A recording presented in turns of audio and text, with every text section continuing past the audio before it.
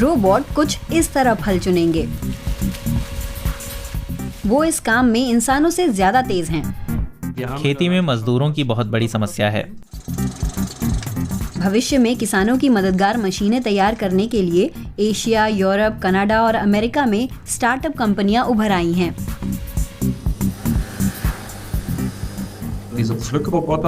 ये रोबोट शानदार काम करते हैं। मशीन थकती ही नहीं, लापरवाही या गलती भी नहीं करती।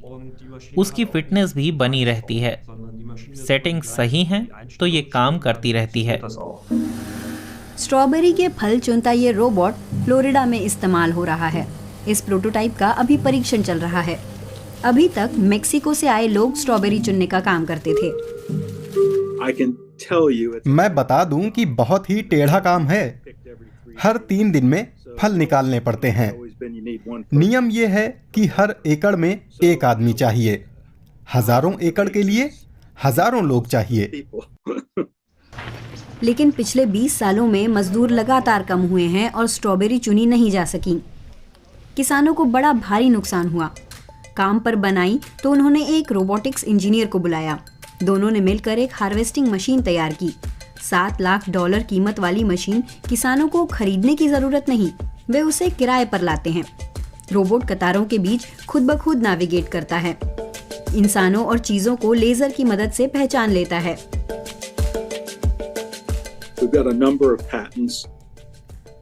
बहुत सारे पेटेंट हैं।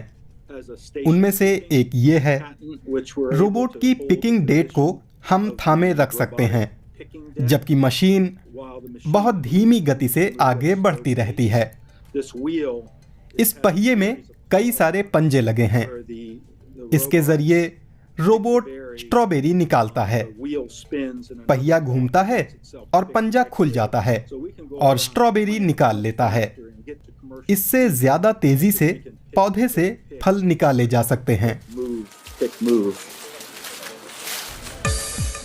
रोबोट तकनीक यूरोप में भी अपनाई जा रही है।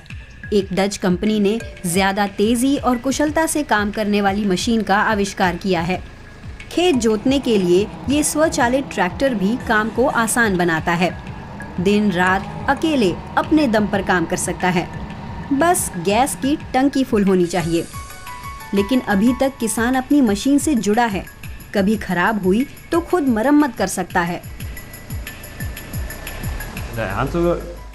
फसलों के मौसम में लोग हफ्तों तक रोजाना 12 से 16 घंटों तक काम करते रहते हैं। दशकों से यही स्थिति रही है। खेती के अलावा दूसरे काम ज्यादा आकर्षक हैं, लोग उनमें जा रहे हैं। कोई पारिवारिक बंधन नहीं रहा।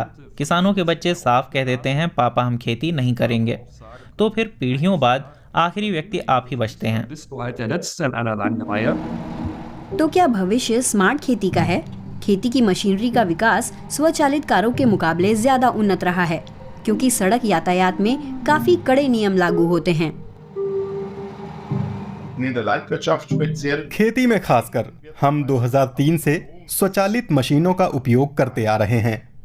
ये सही है कि सड़क पर ये वर्जित हैं, वहाँ इन प्रणालियों का इस्तेमाल मना है, लेकिन खेती में हमें इनकी इजाज़त है और इनकी सटीकता में ज़्यादा से ज़्यादा 2 से 5 सेंटीमीटर इधर उधर होता है।